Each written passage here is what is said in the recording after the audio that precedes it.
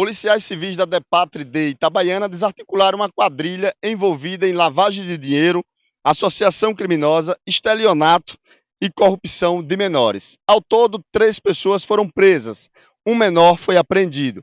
A nossa equipe de reportagens conversou com o delegado responsável pelo caso, Matheus Cardilho. Na data de hoje, nós concluímos a investigação que já durava cerca de 7 ou 8 meses e que tinha como objetivo desarticular uma associação criminosa constituída principalmente aqui em Itabaiana e que já vinha praticando, estimamos, pelo menos 100 estelionatos aqui na cidade. O grupo ele tinha como objetivo principal a aquisição de veículos, principalmente motos e carros. Mas outros objetos de valor, nós identificamos também no curso da investigação, eles foram negociados. Como consistia a prática desses indivíduos? Eles observavam anúncios em plataformas digitais, utilizavam-se de números no cadastro de terceiros, nomes falsos, e entravam em contato com as vítimas manifestando interesse na aquisição daqueles produtos. Marcavam um ponto de encontro, às vezes aqui em Itabaiana, às vezes em cidades vizinhas. Observamos, por exemplo, encontros em Campo do Brito, Lagarto e outras cidades. E quando encontravam com a vítima, que pretendia vender o seu bem, ele manifestava o interesse e dizia que ia fazer o pagamento do valor que foi ajustado entre eles. E é aqui que a gente identificou a prática do estelionato. Por quê? Eles se dirigiam até uma agência bancária, pegavam um envelope vazio e faziam o depósito desse envelope vazio. E nisso gerava um recibo. As vítimas confiavam no criminoso e entregavam seus bens. Pouco tempo depois, observavam que o dinheiro não havia caído na sua conta e que os bens já estavam em local incerto, já haviam sido negociados. Era então nesse momento que eles procuravam a delegacia e registravam a ocorrência, apontando a prática do estelionato. Então foram, até o momento, 43 vítimas que compareceram na delegacia, prestaram esclarecimentos, fizeram o reconhecimento também dos autores, mas identificamos aqui, pelo menos, o número de registro de ocorrências, mais de 100. Então acreditamos que muitas vítimas, após tomarem conhecimento da prisão desses investigados, devem procurar a delegacia para também prestarem esses esclarecimentos adicionais.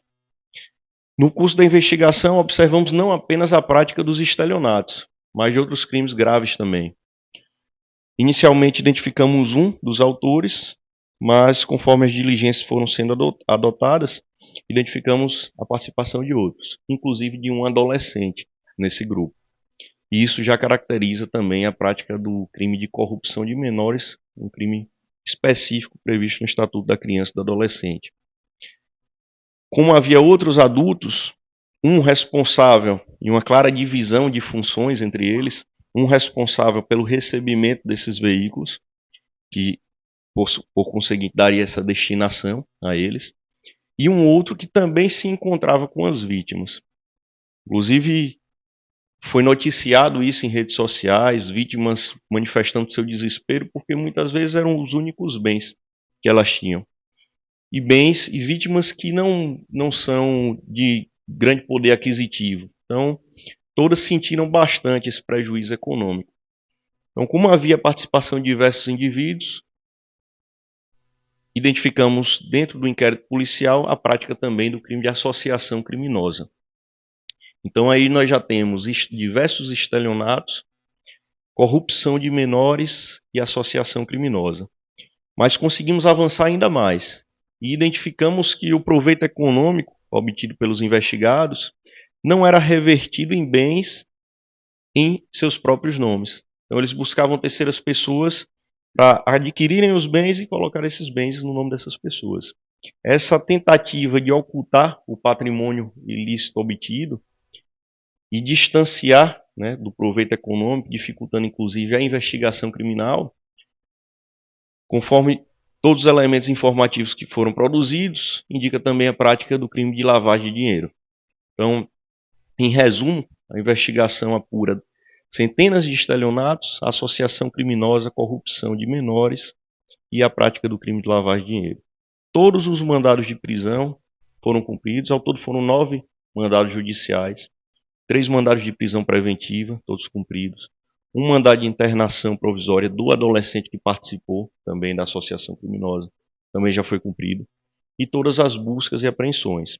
Um outro mandado é de uma mulher, em cuja titularidade eram inseridos os bens, que em relação a ela foram fixadas medidas cautelares diversas da prisão. Ela está monitorada eletronicamente e outras restrições foram impostas a ela.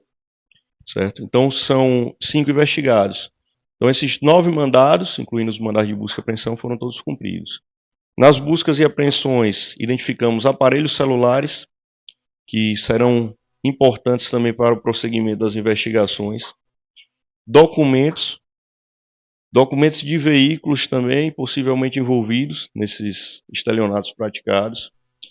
Identificamos envelopes vazios, provavelmente também inseridos naquele contexto da prática do golpe, que eram utilizados para simular os pagamentos, e diversos cartões de crédito. Só que a operação ela não teve como objetivo apenas prender os responsáveis, porque o prejuízo ele foi um prejuízo considerável. Como ressaltei, as vítimas elas não têm grande poder aquisitivo, então o prejuízo, por menor que possa parecer para alguns, para aquelas vítimas era significativo, era muito importante. Então, além das prisões, nosso objetivo principal era buscar a reparação desse prejuízo. E com isso nós representamos ao judiciário também pelo bloqueio de bens. E durante as buscas nós conseguimos até o momento apreender 2 veículos, 2 carros e 2 motos. Encaminharemos ao judiciário as informações com os pedidos respectivos para reparação desses prejuízos. Então, em resumo, a investigação até o momento resultou nessas medidas. As prisões preventivas, mandado de internação e também as medidas cautelares patrimoniais. A polícia já tem um cálculo de quanto de prejuízo essa quadrilha ela colocou aí para essas vítimas? Até o momento, o valor estimado aqui é de cerca de R$ 540 mil. Então esse valor supera R$ 500 mil e estamos buscando essa forma de ressarcimento.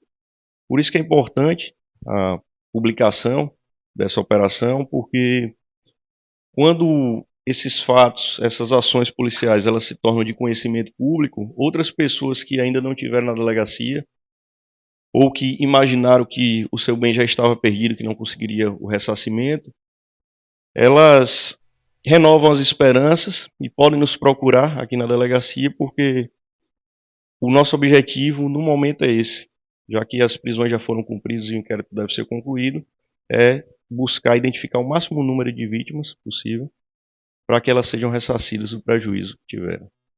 Essa quadrilha ela agia só no estado de Sergipe, só aqui nessa região Itabaiana, Campo do Brito, Tobias Barreto? Como é que agia essa quadrilha? É importante a pergunta porque os investigados eles não são apenas daqui, de Itabaiana, nós temos investigados daqui, mas temos também autores de Aracaju e de Campo do Brito. Mas quando tratamos de vítima, nós não temos os lugares específicos porque identificamos vítimas de praticamente todo o estado de Sergipe. Como os anúncios eles eram feitos por meio de plataformas digitais, eles conseguiam entrar em contato com qualquer pessoa de qualquer local do estado. São vítimas de Sergipe, mas não de um município específico. Então já identificamos diversos outros municípios, como você mencionou. Itabaiana tem vários, Lagarto, Campo do Brito, Tobias Barreto, Estância, Itaporanga e diversos outros municípios. Praticamente todo o estado de Sergipe, incluindo a capital, né? Praticamente todo o estado de Sergipe. Como temos um número significativo ainda de boletins de ocorrência que vamos apurar e de vítimas ainda a serem identificadas, estimamos que sim, deve abranger a maior parte dos municípios de Sergipe. Os elementos que estão presos, eles são naturais de Itabaiana ou são de outros estados? Um é natural de Itabaiana, 2 deles são de Aracaju, um deles é o principal envolvido, o mentor desse esquema criminoso. Ele é de Aracaju, mas já reside aqui em Itabaiana há algum tempo. E a mulher também envolvida que está sendo investigada, inclusive, pela prática de lavagem de dinheiro, ela também é daqui de Itabaiana.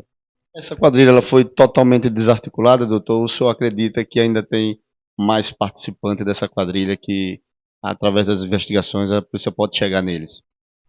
Como disse, foi uma investigação longa, uma investigação de 8 meses. Então, os principais responsáveis, acreditamos que identificamos.